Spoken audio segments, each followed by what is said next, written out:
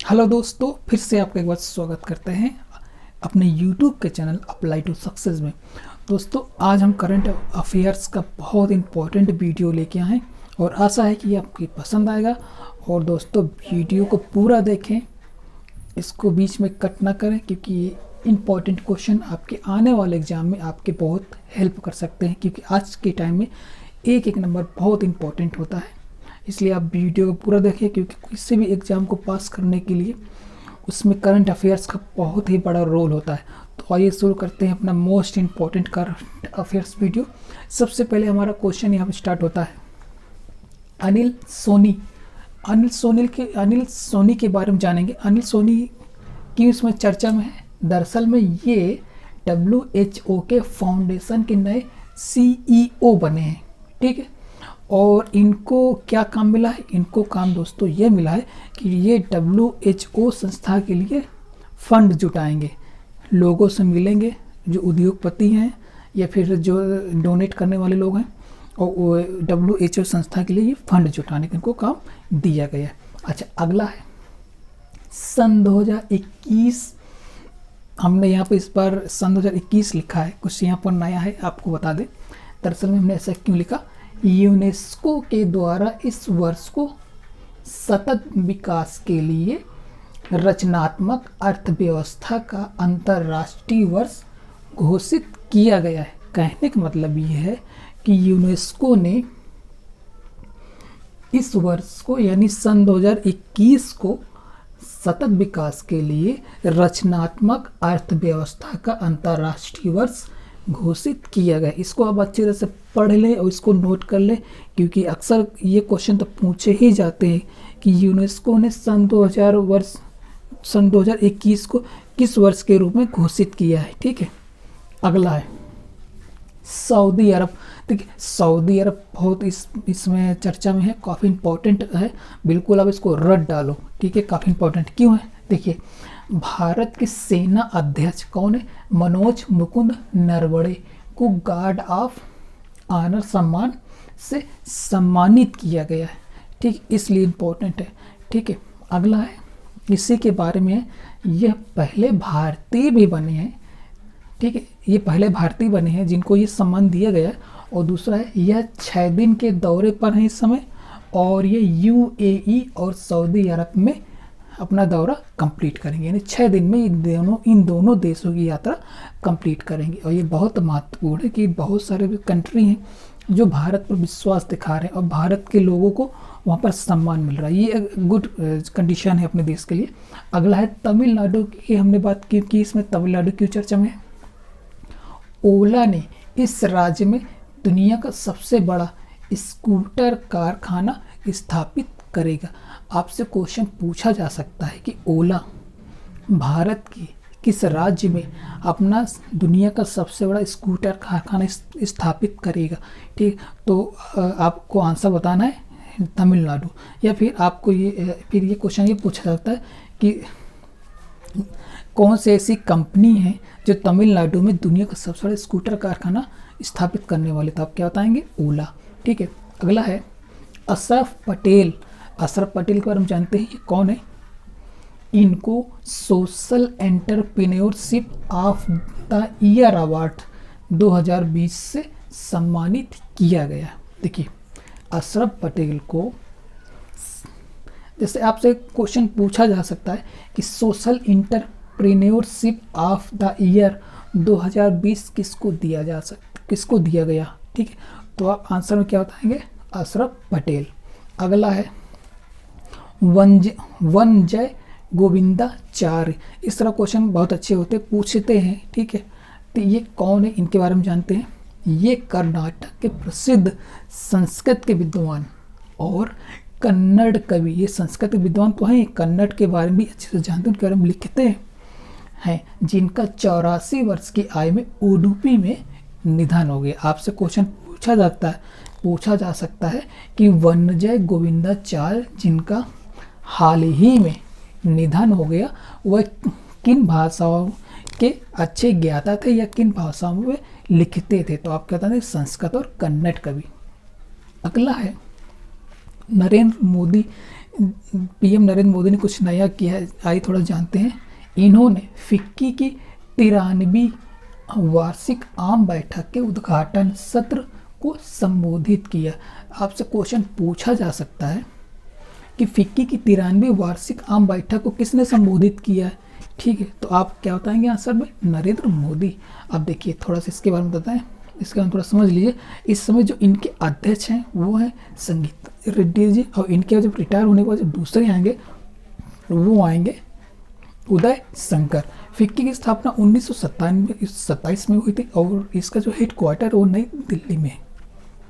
अगला है महाराष्ट्र।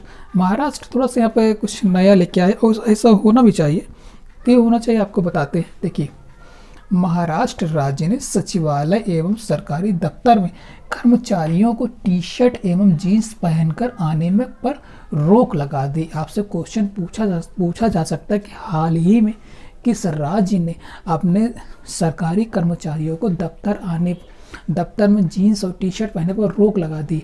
तो आप क्या बताएंगे? महाराष्ट्र। और दोस्तों एक चीज़ बताएं, ड्रेस कोड होना चाहिए। ड्रेस कोड एक बहुत बड़ी पहचान होती है और ये होना भी चाहिए। ड्रेस कोड हम काफ़ी उसको हमको इम्पॉर्टेंट भी लगता है कि होना चाहिए ड्रेस कोड।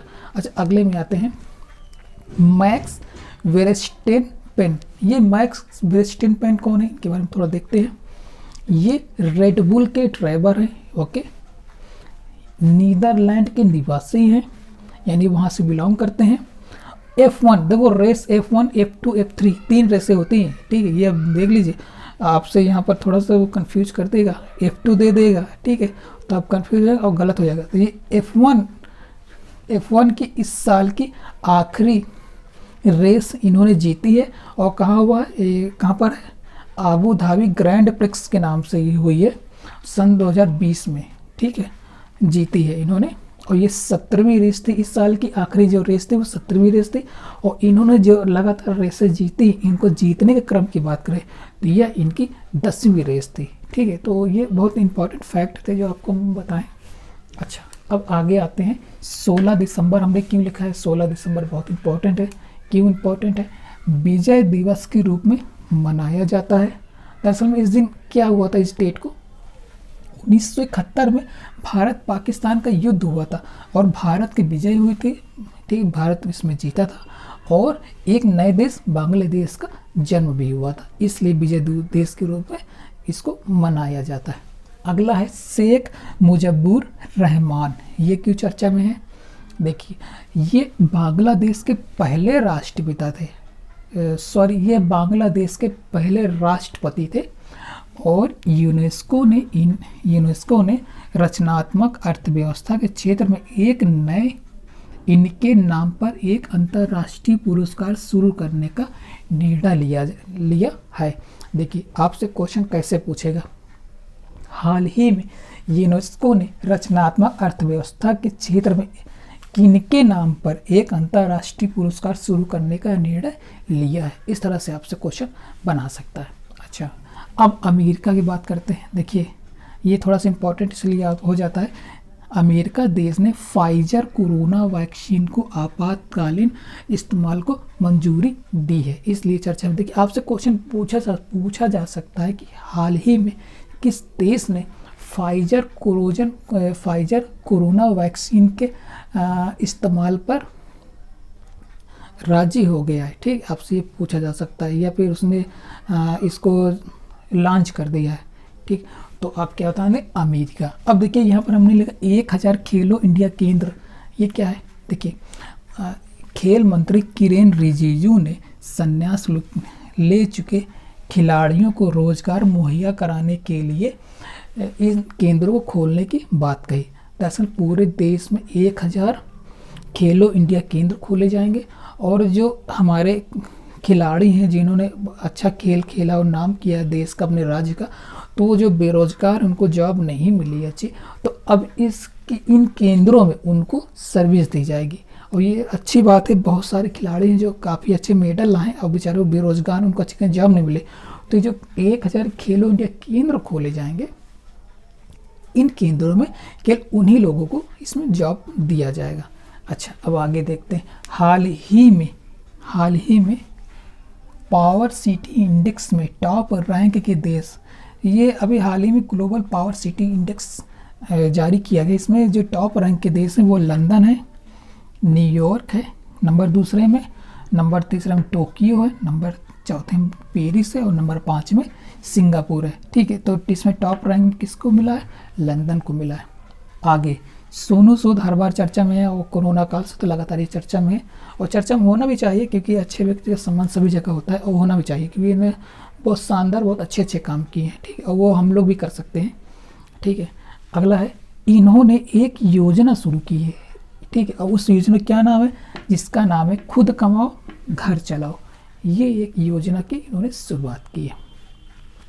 क्रिस्टियानो रोनाल्डो, एक वीडियो हम बनाए थे उसमें बताया था कि आप कभी फुर्सत में हो तो क्रिस्टियानो रोनाल्डो बारे में जरूर एक बार उनकी जीवनी देखें। दरअसल बहुत ही गरीबी से आगे बढ़े हैं और बहुत ही स्ट्रगल किया है, तो इनसे बहुत कुछ सीखने को मिलेगा हमको, और इसको आप एक बार ज़रूर सर्च करें, उनको देखें। ये तो अगर आप कमेंट करेंगे तो इनके विशेष वीडियो इनके लिए हम जरूर बनाएंगे ताकि आप इनसे इंस्पायर हो सकें। ये पुर्तगाल के फुटबॉल खिलाड़ी हैं। ठीक है, और ये चर्चा में क्यों है कि इनको हमने नाम, ये इंस्टाग्राम में दुनिया में कि सबसे टॉप मोस्ट व्यक्ति, कहने मतलब इंस्टाग्राम में सबसे ये टॉप मोस्ट व्यक्ति, जैसे यूट्यूबर में टॉप मोस्ट होता है एक व्यक्ति, इस तरह इंस्टाग्राम में सबसे टॉप व्यक्ति है।